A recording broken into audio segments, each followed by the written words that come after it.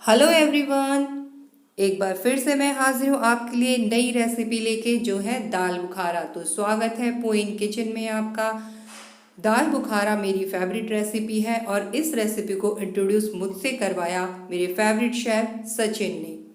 दाल बुखारा बनती है उड़द की साबुत दाल से, जो कि बहुत ही पौष्टिक होती है और आसानी से हमें मिल भी जाती है। तो एक बार आप लिस्ट चेक कर लीजिए, उसके बाद हम रेसिपी देखते हैं कि हमें क्या क्या करना है। तो साबुत उड़द की दाल हम लेंगे और उसे भिगो देंगे कम से कम 5 से 6 घंटे के लिए, जो फिर देखने में ऐसी ग्रीनिश हो जाएगी। और दाल इतनी सॉफ्ट होनी चाहिए कि जब आप उसे इस तरह मसलें तो छिलका अलग हो जाए। तो अब मैं इसे ट्रांसफ़र कर लेती हूँ एक खुले बर्तन में, एक बड़े बॉल में, ताकि मैं इसे मसल कर इसका जो छिलका है उसको छुड़ा सकूँ।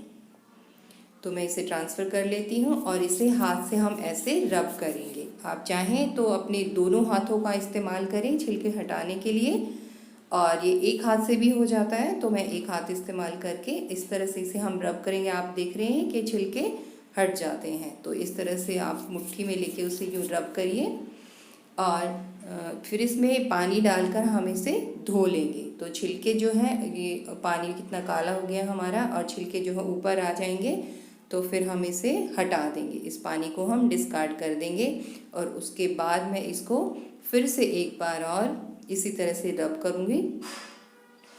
फिर दोबारा से फिर पानी डाल के इसको फिर अच्छे से धो लेंगे और यही हमें रिपीट करते जाना है 4 से 5 बार।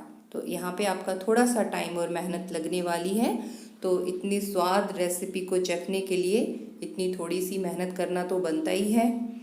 तो इस तरह से देखिए, हम जब पानी डालेंगे तो छिलके अपने आप ऊपर आ जाते हैं और ये जितने भी छिलके हैं, अब जितने ज़्यादा आप हटा सकें उतना ही दाल हमारी दाल के स्वाद के लिए अच्छा होगा। और साबुत उड़द की दाल का जो टेक्सचर है वो बिल्कुल इस मखमली आता है, जैसे दाल मखनी में भी हम देखते हैं। तो दाल मखनी में हम कुछ और दालें भी ऐड करते हैं, तो दाल बुखारा में हम सिर्फ उड़द की दाल ही लेते हैं। तो इस तरह से हम इसे रब करते जाएंगे और उसे वॉश करते जाएंगे। तो ये जो दाल है इसमें प्रोटीन बहुत ज़्यादा मात्रा में होता है। तो जब हमारे घर में इतना अच्छा सोर्स है प्रोटीन का, तो फिर हम बाहर से महंगे प्रोटीन लाकर क्यों खाना पसंद करते हैं। तो मेरी रिक्वेस्ट है आप सबसे कि अपने घर में जो पौष्टिक चीज़ें हैं उनका इस्तेमाल करें खाना बनाने के लिए। तो ये देखिए, छिलके हमारे हट गए हैं, 60 to 70% तक छिलका हमने हटा लिया है। तो अब हम इसे एक बार फिर से वॉश कर लेते हैं ताकि जो बचे हुए छिलके हैं वो भी निकल जाएं। तो बस फाइनली अब ये वॉश हो गई है अच्छे से और अब हम इसे रखने वाले हैं। जो रेस्टोरेंट में जो दाल बनाते हैं वो लोग इसे पूरी रात धीमी आंच पे कोयले पे पकाते हैं, तो अब वो हमारे लिए यहाँ किचन में पॉसिबल नहीं है। तो मैं इस प्रेशर कुकर इस्तेमाल करने वाली हूँ। अब इसे हम ट्रांसफ़र कर लेंगे अपने प्रेशर कुकर में और उसमें डालेंगे हम कुछ सूखे खड़े मसाले। तो इस तरह से मैंने देखिए आप ट्रांसफ़र कर दिया है इसे। अब इसमें मैं डालूँगी 4 से 5 कप के करीब पानी। जो दाल का नाप हमने लिया है उससे 4 गुना या 5 गुना पानी आप इसमें डाल सकते हैं। और एक कपड़ा मैं ले रही हूँ सूती, उसमें मैं रख रही हूँ कुछ दालचीनी के टुकड़े, 1 से 1.5 इंच के करीब हो जाएगा, एक चक्रफूल, एक बड़ी इलायची और कुछ काली मिर्च और लौंग, और उसकी मैं एक बना लेती हूँ पोटली। आप चाहें तो वैसे भी डाल सकते हैं, लेकिन फिर हमें उन दाल में से निकालने के लिए ढूंढना पड़ेगा, तो फिर इससे अच्छा है हम एक पोटली बना के डालें और बाद में हम इसे डिस्कार्ड कर देंगे। और एक मैं तेज पत्ता भी इसमें डाल रही हूँ और मैं बंद कर देती हूँ प्रेशर कुकर को। सीटी लगा के हम इसे रख देंगे गैस के ऊपर पकने के लिए। और जब एक विसल आ जाएगी तो फिर हम गैस को धीमा कर देंगे। इसे हम कम से कम पौना घंटा के लिए धीमी आंच पे हम इसे पकाने वाले हैं। तो दाल को मैंने पकना रख दिया। इस बीच आप चाहें तो अपना कोई और काम भी कर सकते हैं अपने फ़ोन में अलार्म लगा के। और मैं बना रही हूँ अपनी टमाटो प्यूरी। तो अपने टमाटर में मैंने आपने देखा ऊपर एक कट लगा दिया है ताकि छिलके उतारने में बाद में आसानी रहे। और उसे 2 से 3 मिनट तक हम उबाल लेंगे। जब ठंडे हो जाएंगे तो उन्हें आराम से पील करके और हम इसे ग्राइंडर में डाल के एक अच्छी सी प्यूरी बना लेंगे। तो ये बहुत ही आसान है, आप देख रहे हैं कि छिलका कितनी आसानी से उतर रहा है। तो इस तरह से छिलके को हम फेंक देंगे और टमाटर की अच्छी सी प्यूरी बना लेंगे। तो चलिए ये भी हो गया हमारा काम।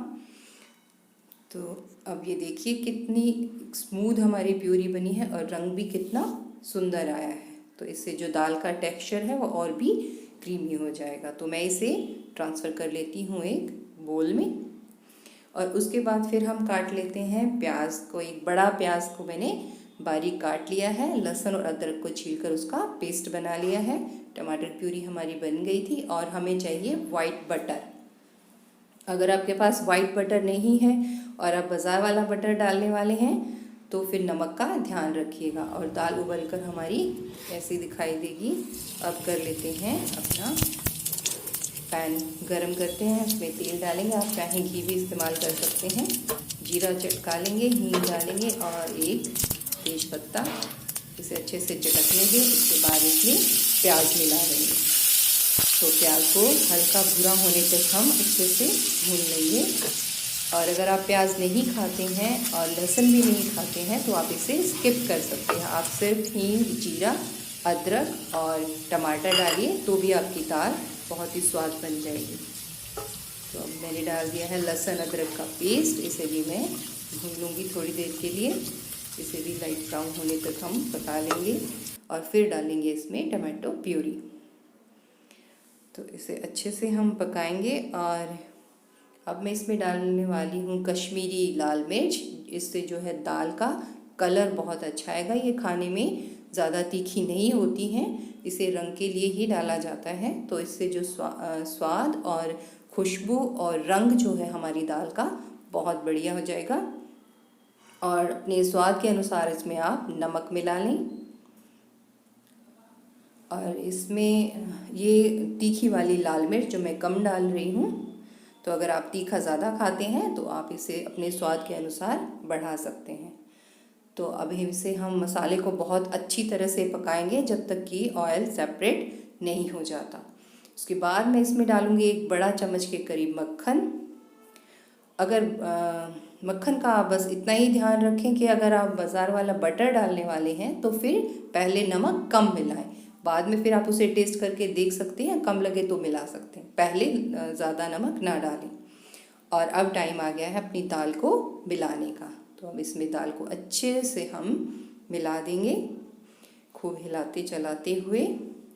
और अब थोड़ा सा और बटर मैं इसमें डालने वाली हूँ और ढक्कन लगा के इसे धीमी आंच पे करीबन 20 मिनट के करीब मैंने इसको और भी पकाया है। तो अब मैं इसको दिखाती हूँ आपको कि पकने के बाद ये देखिए ये ऐसी, अब भी भाप बहुत हो गई है, थोड़ी सी भाप कम हो जाएगी तो फिर मैं आपको दिखाती हूँ जूम करके। ये देखिए, तो ये आपको देखने में ऐसी दिखती है और खाने में बहुत ही स्वाद बनती है ये दाल। तो प्लीज़ इस रेसिपी को आप ज़रूर ट्राई करें। थोड़ा सा इसके ऊपर मैंने डाल दिया हरा धनिया और अब ये सर्व करने के लिए बिल्कुल रेडी है। आप इसे चाहे रोटी के साथ या फिर चाहे तो चावल के साथ, नान के साथ, आप इसे जैसे भी चाहें, जिस भी चीज़ के साथ परोसना चाहें आप उसके साथ इसे खा सकते हैं। ये दाल बहुत ही हेल्दी होती है और बनाने में कितना आसान है ये आपने देख लिया है। तो फिर अगर आपको मेरी वीडियो अच्छी लगी तो प्लीज़ मेरे चैनल को सब्सक्राइब कर लीजिए, वीडियो को लाइक करिए और शेयर करिए। और थैंक यू फॉर वॉचिंग।